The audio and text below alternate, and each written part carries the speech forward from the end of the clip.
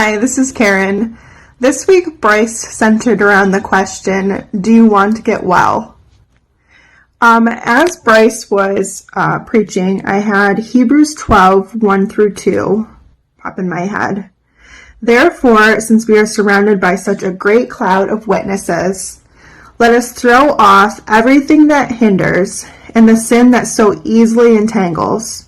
And let us run with perseverance the race marked out for us, fixing our eyes on Jesus, the pioneer and perfecter of faith.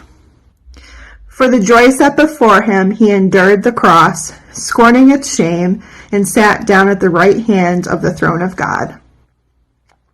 The first question that I have for you guys is, what is in your life that you're struggling with?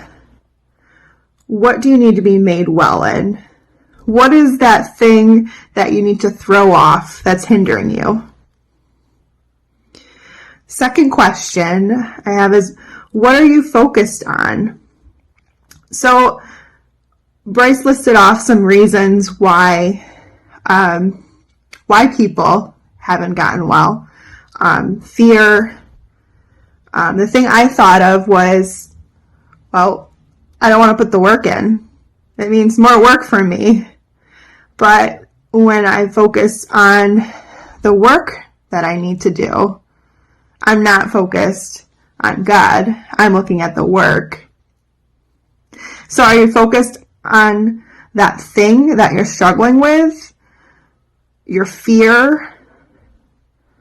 Or the work that you're going to have to put in?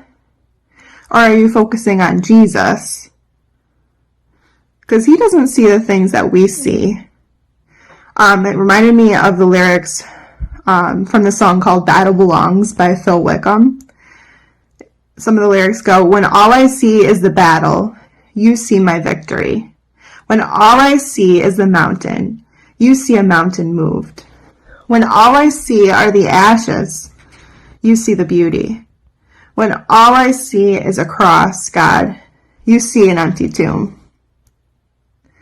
So what we see is not what God sees. So the last question I want to leave you with is, what are your next steps? Maybe it's something where God is saying, wait on me, trust me. Don't rush ahead and don't try to make it happen on your own. Maybe you need to wait on God.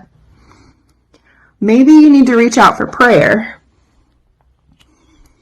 Or maybe you need a discipleship partner or a discipling relationship. You need someone to come along beside you. Oftentimes the road to wholeness is through relationship. Relationship with God and relationship with people.